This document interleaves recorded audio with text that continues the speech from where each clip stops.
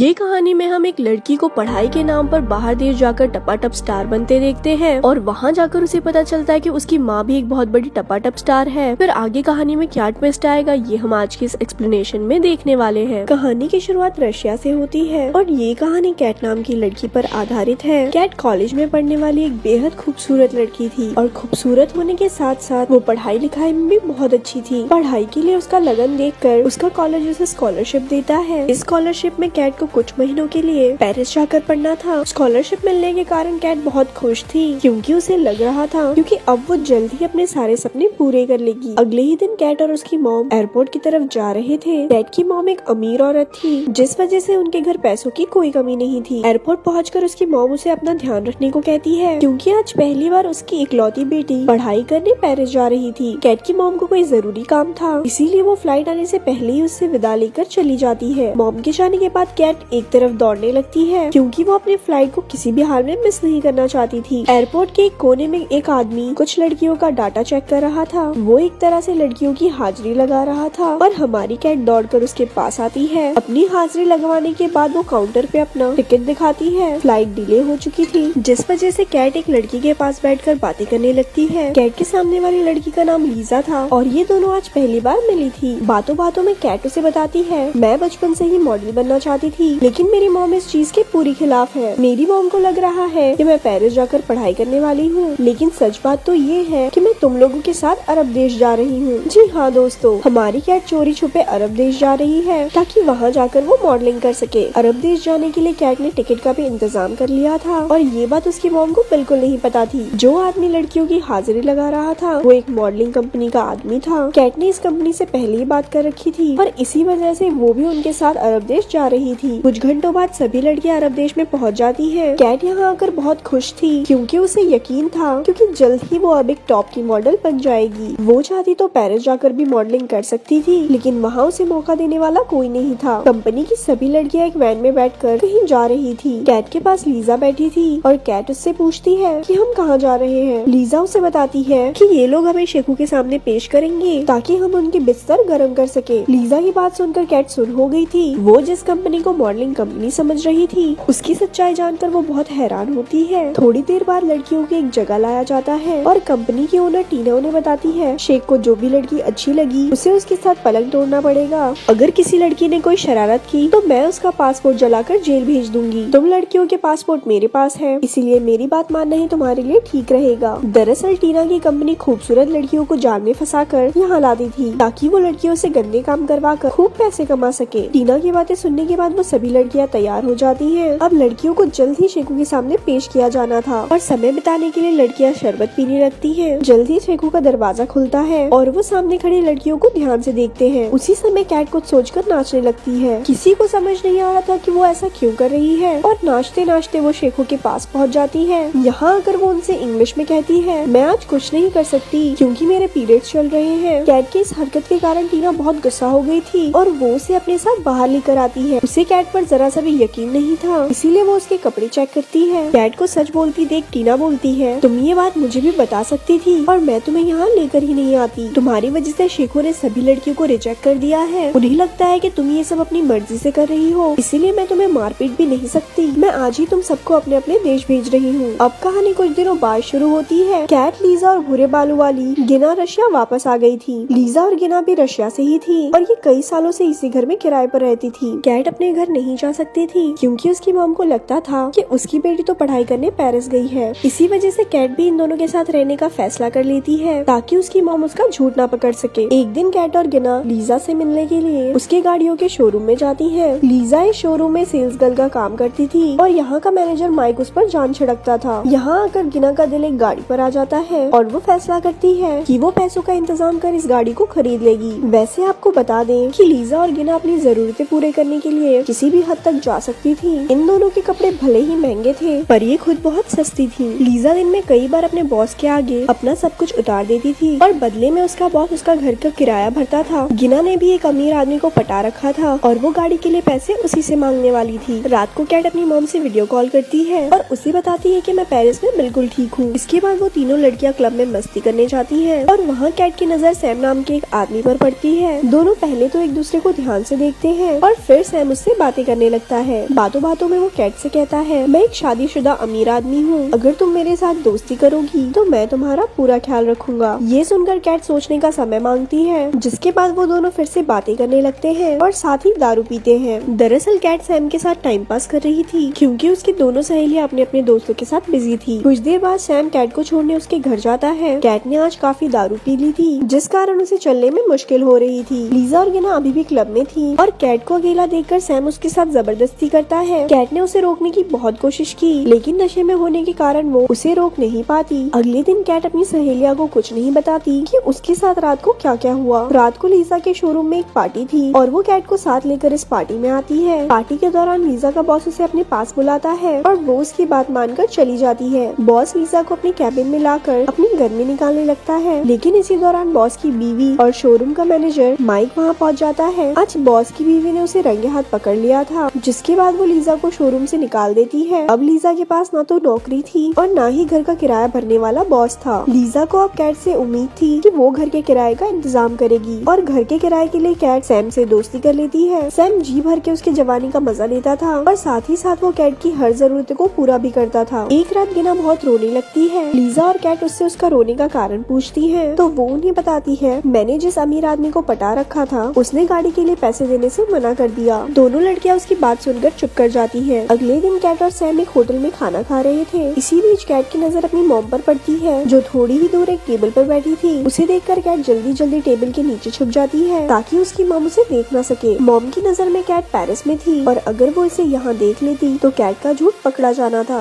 Sam उससे छुपने का कारण पूछता है और वो उसे सब बता देती है। काफी समय बीतने के बाद कैट को लगता है उसकी मॉम चली गई होगी। बस यही सोचकर वो टेबल से बाहर निकल आती है और तभी उसकी मॉम उसे देख लेती है। कैट की मॉम को पता चल गया था कि उसकी बेटी उसे बेवकूफ बना रही है और उसका अफेयर शादीशुदा सैम के साथ चल रहा है। वो उसे घर चलने को कहती है, लेकिन कैट घर जाने को मना कर देती है। दरअसल कैट को अब लीजा और गिना की कंपनी अच्छी लगने लगी थी। वो उनके साथ ही रहना चाहती थी। कैट की मॉम उससे आज सारे रिश्ते तोड़कर वहाँ से चली जाती है। कुछ दिनों बाद कैट गिना के सामने बहुत सारे पैसे रखकर कहती है, मैंने तुम्हारी गाड़ी के लिए सैम से पैसे मांगे थे और उसने मुझे ये पैसे दिए। इन पैसों से तुम नई गाड़ी तो नहीं खरीद सकती, लेकिन इन पैसों से तुम एक अच्छी सेकंड हैंड गाड़ी जरूर ले सकती हो। उसकी बात सुनकर गिना बहुत हैरान होती है, क्योंकि कैट ने उसका सपना लगभग पूरा कर दिया था। अगले ही दिन कैट और गिना एक टैक्सी रोककर एक गैराज की तरफ जाने लगते हैं। टैक्सी वाले भाई का नाम जेडी था और कैट उससे कहती है, हम सेकंड हैंड गाड़ी देखने जा रहे हैं और अगर गाड़ी खरीदने में आप हमारी मदद कर दोगे तो हमें बहुत खुशी होगी। थोड़ी ही देर बाद दोनों लड़की गैराज में पहुंच जाती हैं, जहां गाड़ी देखने में जेडी उनकी मदद करता है। रात को कैट को पता चलता है कि वो प्रेग्नेंट है। वो जब ये बात सैम को बताती है तो सैम उसे अबॉर्शन करवाने को कहता है। अगले दिन तीनों सहेलियां अलग अलग कामों के कारण अलग अलग रास्ते जाती हैं। गिना गाड़ी खरीदने जा रही थी और इस बार भी वो जेडी की टैक्सी में बैठती है। कैट ने अबॉर्शन करवाने के लिए क्लिनिक जाना था। लीजा भी एक अमीर आदमी से मिलने जा रही थी और उसने लीजा के लिए अपना ड्राइवर भेजा था। गिना के पास बहुत सारे पैसे थे और जेडी ये बात पहले से ही जानता था। उधर कैट भी क्लिनिक में पहुंच गई थी और डॉक्टर उसका अबॉर्शन कर देता है। लीजा का खूबसूरती देखकर वो ड्राइवर उसे एक सुनसान जगह पर ले जाता है, जहां वो और उसका साथी लीजा के साथ जबरदस्ती करते हैं। जेडी भी एक सुनसान जगह पर आकर गाड़ी रोकता है और गिना को लूटकर उसे जान से मार देता है। आज का दिन तीनों ही सहेलियों के लिए भारी था। ना तो आज गिना का सपना पूरा हो सका और ना ही लीजा को अमीर आदमी मिल सका। कैट को उम्मीद थी कि शायद वक्त रहते सैम उसके पास आ जाएगा, लेकिन उसके पास भी सैम नहीं आता। गिना की मौत के कारण दोनों सहेलियां अंदर से पूरी तरह टूट गई थी। कहानी के आखिर में लीजा माइक का प्यार कबूल कर लेती है और कैट अपनी मॉम से माफी मांगकर उसके साथ अपने घर चली जाती है और यहाँ ये मूवी खत्म हो जाती है। ऐसी और स्टोरी सुनने के लिए हमारे पेज को लाइक करें। धन्यवाद।